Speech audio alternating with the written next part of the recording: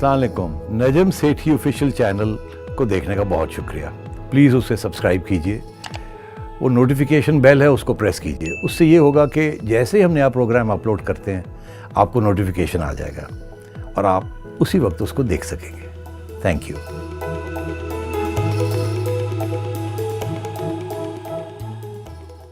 अस्सलाम वालेकुम, मैं हूं तमकिनत करीम और हमारे साथ मौजूद हैं नजम सेठी। अस्सलाम वालेकुम।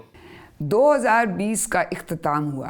ये साल दुनिया भर के लिए और ख़ुसूसन पाकिस्तान के लिए बहुत सख्त साबित हुआ।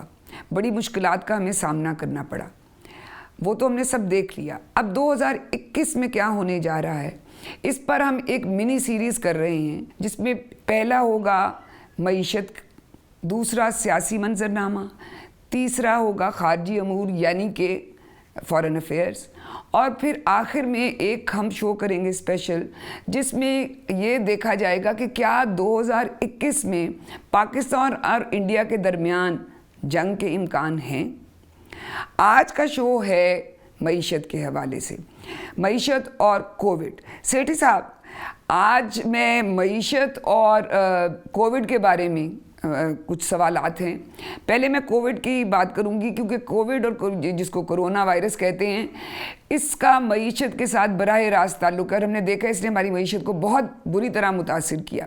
आप 2021 में ये कोविड की सिचुएशन क्या देखते हैं? क्या वैक्सीन जो है वो आ जाएगी और क्या हम इस पे काबू पा लेंगे और इससे छुटकारा पा लेंगे? देखिए, पहली बात तो ये है कि इस वक्त वैक्सीन की ट्रायल्स हो रही हैं। एक चाइनीज़ वैक्सीन है जो कि ट्रायल्स हो रही हैं, वो मेरे ख्याल है 2 महीने और लगेंगे, 2 या 3 महीने। इसी तरीके के साथ दुनिया में भी जो वैक्सीन आ रही है वो पहले अपने अपने ममालिक में ही उसको देंगे, और वहाँ भी सबसे पहले बूढ़े लोगों को देंगे, फिर आहिस्ता आहिस्ता बाकी सबको मिलेगा। तो बेस्ट केस सिनारियो ये है कि वैक्सीन 90-95% इफ़ेक्टिव वैक्सीन 3-4 किस्म की मिल जाएंगी अगले साल। मगर पाकिस्तान कब आएंगी? मेरा ख्याल है कि बिल्कुल कोई इम्कान नहीं है कि किसी बड़े पैमाने पे पब्लिक सेक्टर में पाकिस्तान के पास वो वैक्सीन्स अगले 6 माह में आ जाए। अगले 3 माह में तो वो यूके और यूएसए वगैरह में ट्रायल्स जो हो गई हैं, अब वहाँ शुरू होने जा रही हैं इम्प्लीमेंटेशन। मगर प्राइवेट सेक्टर कुछ मंगवा ले छोटी मोटी और लाख 1.5 रुपए की देनी शुरू कर दे, वो और बात है, मगर उसके साथ आवाम का कोई मसला हल नहीं होता। सो जो बेसिक सवाल यही है कि इट्स नॉट पॉसिबल कि आपके पास अगले 3 महीने में वो वैक्सीन को मिल जाए आपको। और अगर मिल भी जाती है आपको, तो गवर्नमेंट ने जो फंडिंग की है उसके लिए वो काफ़ी नहीं है। जितनी पैसे उसके लिए अलग सेट करने चाहिए थे वो भी नहीं किए। तो मेरा ख्याल है अगले 6 माह के अंदर कोई बड़े पैमाने पे इम्कान नहीं है कि कोविड की वैक्सीन जो है वो किसी बड़े पैमाने पे पाकिस्तान के अंदर आवाम को मुहैया हो जाएगी, मिल जाएगी अफोर्डेबल प्राइस पे, क्योंकि मिलनी तो फ्री चाहिए हुकूमत की तरफ से। मगर आपने देखा यहाँ तो टेस्टिंग में भी फ्री टेस्टिंग भी अवेलेबल नहीं थी, जबकि उसका कोई कॉस्ट ही नहीं है टेस्टिंग का। वो भी टेस्टिंग भी फ्री नहीं मिली आपको, वो भी आपको प्राइवेट सेक्टर से 6-6 हज़ार रुपये दे के टेस्ट करवाना पड़ रहा है अभी भी। तो मैं समझता हूँ कि वैक्सीन का यहाँ आना वक्त लगेगा। ये चाइनीज़ वैक्सीन जो ट्रायल्स पे है इस वक्त, जब ये अवेलेबल होगी फिर चाइना ये देगा आपको, फिर ये गवर्नमेंट हॉस्पिटल्स में जाएगी, फिर ये लोगों तक पहुँचेगी। तो कब पूरा अगला साल लग जाएगा बिफोर ये वैक्सीन जो है किसी सिग्निफिकेंट वे में आपकी आवाम तक पहुँचेगी। ये तो एक बात। दूसरी बात ये कि जब तक कोविड है और वो चलेगा, और आप देख रहे हैं कि अभी तक तो फ़्लाइट रेस्टोरेशन भी पूरी नहीं हुई, ये चलता रहेगा कोविड। हमें ये कहा गया था कि स्पाइक आ रही है, स्पाइक आई, अब कहा जा रहा है कि कंट्रोल में आ गई है, और ये फिर से रिवर्ट हो सकती है। और ये लॉकडाउन, स्ट्राइक्स, इन्फेक्शंस, ये अगला साल बिल्कुल मुश्किल ही गुजरेगा आपका। तो इसलिए मैं तो समझता हूँ कि ये इससे कोई ख़ास आप उम्मीद ना रखें कि कोविड जाने वाला है अभी। अगला साल अब आपको हमें सबको काफ़ी तकलीफ़ करनी पड़ेगी। ये तो वाकई बहुत बुरी खबर है, क्योंकि हम तो यही सोच रहे थे कि अब जल्दी से वैक्सीन आएगी और इससे छुटकारा होगा। मुझे अब ये बताएं कि मईशत के हवाले से कि हुकूमत अब ये कहना शुरू हो गई है कि हमारी इकॉनमी जो है वो अब रिवाइव करना शुरू हो गया, दोबारा से पैरों पे खड़े हो रही है, क्योंकि इसमें बहुत से इकनॉमिक इंडिकेटर्स इशारे ऐसे मस्बत मिल रहे हैं जिससे लग रहा है कि वो इकनॉमिक रिवाइवल शुरू हो गया। आप इसको कैसे देखते हैं? पहली बात तो ये है कि इकोनॉमिक रिवाइवल का मतलब क्या है। आप गिर रहे थे, यहाँ थे आप गिरने शुरू हुए, आप गिर गए, अब शायद और गिरना नहीं होगा, अब वहाँ से उठना शुरू होगा। रिवाइवल इसको अगर आप कह रहे हैं कि ये उठ के कितनी देर लगेगी वहाँ पहुँचने में जहाँ से आप गिरना शुरू हुए थे, तो उसको रिवाइवल तो नहीं कहना चाहिए। रिवाइवल तो वो है कि जहाँ से आप गिरना शुरू हुए थे वहाँ से अगर आप ऊपर चलना शुरू हो तो रिवाइवल हो। अब जहाँ से आप गिरना शुरू हुए हैं वो तो पहले ही 2% पे आप आए हुए थे, वहाँ से गिर के आप -0.5 पे आ गए। अब वहाँ से अगर आप कह रहे हैं रिवाइवल हो रही है, तो किस चीज़ की रिवाइवल हो रही है? क्या मुलाजमतें मिलनी शुरू हो जाएंगी? क्या कारखाने फुल तरीके से चलने शुरू हो जाएंगे जैसे पहले चल रहे थे? क्या उसी किस्म की ग्रोथ वापस आएगी जिसके साथ मईशत डायनामिक होती है? ये अगले साल आप बिल्कुल ऐसी तवक्को ना करें। अब उसकी मैं बताऊँ क्या वजूहत है। ये जो रिवाइवल की बात हो रही है ना, ये सारा प्रोपेगेंडा है। ये इसलिए प्रोपेगेंडा है कि ताकि हुकूमत जो है वो गिर ना पाए, लोगों को तसल्ली दी जा रही है कि अब मसले हल हो गए हैं, रिवाइवल हो रही जा रही है। अब रिवाइवल कहाँ क्या हुई है मैं आपको बताता हूँ। कह रहे हैं कि रेमिटेंसेस जो है वो बढ़ गए हैं दरअसल, और ये रिवाइवल की निशानी है। दरअसल ऐसी बात नहीं है, मैं सिर्फ रेमिटेंसेस की बात करता हूँ। रेमिटेंसेस जो थोड़े से बड़े हैं वो इसलिए बड़े हैं क्योंकि बहुत से लोग यहाँ तकलीफ़ में हैं और उनके जो लेबर बायर है उन्होंने और पैसे भिजवा दिए या वो साथ लेके आ गए। तो ये फिनोमेना जो है ये अब ख़त्म होने जा रहा है। अगले 2-3 महीने के बाद ये रेमिटेंसेस जो इस वक्त एक स्पर्ट आई है ये ख़त्म हो जाएंगे। यहाँ मुश्किलात थी फैमिलीज़ में, उन्होंने अपने लोगों को कहा भाई पैसे और चाहिए, हमारी यहाँ की इनकम्स गिर गई है। उन्होंने जितने वहाँ थोड़ी बहुत सेविंग की हुई थी वो भेज दिए और उनमें से बहुत से लोग तो वापस भी आ गए हैं पैसे लेके। अब पता नहीं ये जा पाएंगे कि नहीं। आपने देखा दुबई के साथ, यूएई के साथ क्या मसाइल हैं, सऊदी अरेबिया के साथ क्या मसाइल हैं, जो कि हमारे मेन एम्प्लॉयज़ हैं। तो मैं ये समझता हूँ कि इनफैक्ट रेमिटेंसेस अगले साल गिरेंगे। ये अभी जो थोड़ी सी स्पर्ट आई है ये ख़त्म होगी और इसके अलावा और गिरेंगे। तो वो, और क्योंकि उसका मसला ये है कि हमारे तल्लुकात अब सऊदी अरेबिया और यूएई के साथ भी अच्छे नहीं है, और वहाँ भी कोविड की वजह से और वैसे वर्ल्ड इकॉनमी डिप्रेशन में है, उसकी वजह से वहाँ भी आउटपुट ग्रोथ जो है वो गिर गई है। तो मैं समझता हूँ कि इसकी वजह से आपकी लेबर जो है उस किस्म की रिमिटेंसेस नहीं कर पाएगी सऊदी अरेबिया और यूएई और अमेरिका और यूके से जैसे वो पहले कर रहे थे। तो अगले साल, अगले 12 महीने में ये रेमिटेंसेस जो बड़े हैं ये गिरेंगे और गिरते ही जाएंगे। मेरा ख्याल है ये काफ़ी सिग्निफिकेंट ड्रॉप होगा फ्रॉम प्रीवियस लेवल्स। तो ये तो पहली बात है। तो कोई रिकवरी नहीं, ये जो छोटी सी बड़ी है ये रिकवरी नहीं है। आगे आइए, वो कहते हैं जी रिकवरी हो रही है क्योंकि लार्ज स्केल मैन्युफैक्चरिंग सेक्टर जो है वो वहाँ रिकवरी है। वहाँ क्या रिकवरी? 2 सेक्टर्स हैं जहाँ छोटी मोटी रिकवरी नज़र आ रही है। वो क्या है? एक सीमेंट, क्योंकि ज़ाहिर है आपने एक नया कंस्ट्रक्शन पैकेज दिया है तो सीमेंट की फैक्ट्रियाँ चलनी शुरू हो गई। मगर वो जितना स्लैक था ना वो टेक अप हो गया। अब इससे ज़्यादा आप तवक्को करें कि और ग्रोथ होगी तो नहीं होगी, बिकॉज जब तक इकॉनमी नहीं ग्रो करेगी तो ये सिर्फ हाउसिंग के साथ इकॉनमी नहीं चलती। उसके अलावा भी बहुत से पब्लिक सेक्टर डेवलपमेंट प्रोग्राम्स होते हैं। अगर वहाँ पैसे नहीं लगाए जाएंगे तो फिर ये सीमेंट की डिमांड जो है ये हाउसिंग तक ही रह जाएगी और उसके बाद वो पीटर ऑफ कर जाएगी। तो मैं ये समझता हूँ कि एक ये थी वजह जो कि अब इससे ज़्यादा नहीं आप तवक्को कर सकते। दूसरा ये, वो कहते हैं ऑटोमोबाइल सेक्टर, और जी 10,000 गाड़ी बिक नहीं जा रही है। बात यह है कि वो आधी हो गई थी, इसकी वजह से जब वो गिरी थी तो आधी हो गई। अब वो जो आधी हो गई है उसमें जो स्टॉक वॉक्स है वो सब खत्म हो गए। अब वो स्टॉक्स भी बिल्डअप करने हैं इन्होंने, और थोड़ी बहुत डिमांड जो है वो जो पेंट अप डिमांड थी वो अब फिर से वापस आई है। तो थोड़ी सी वो स्लैक जो है वो पिकअप हो रहा है। मगर जहाँ से आप गिरे थे आप वहाँ भी नहीं पहुँचे।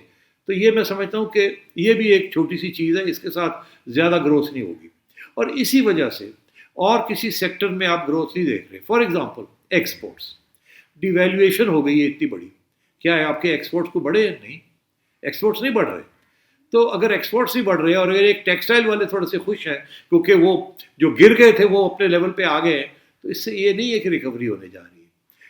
तो मैं ये समझता हूँ कि मेन एरियाज में इतनी ज़्यादा रिकवरी नहीं होगी। आप अभी IMF के साथ बात करने जा रहे हैं। IMF का तो प्रोग्राम ही है अगेंस्ट रिकवरी। IMF कहती है टैक्सेस बढ़ाओ, IMF कहती है खर्चे कम करो। तो खर्चे कम होंगे तो रिकवरी कहाँ से होगी? खर्चे होते हैं तो डेवलपमेंट होती है ना, एक बात। दूसरी बात यह है कि अगर आप कोविड के ऊपर कोई पैसे लगाएंगे या जो गुर्बत हो गई है उसके लिए कोई पैसे निकालेंगे बजट में से, तो डेवलपमेंट के ऊपर तो नहीं जाएंगे। तो रिकवरी कोविड में तो थोड़ी बहुत रिकवरी हो जाएगी मगर डेवलपमेंट नहीं होगी। तो ये जो पब्लिक सेक्टर डेवलपमेंट बजट्स के अंदर आता है वो अगले साल देखना है कि इनके पास गुंजाइश कितनी है, और अगर वो पब्लिक सेक्टर डेवलपमेंट प्रोग्राम कम हो जाता है तो फिर डेवलपमेंट और ग्रोथ कैसे होगी, रिकवरी कैसे होगी।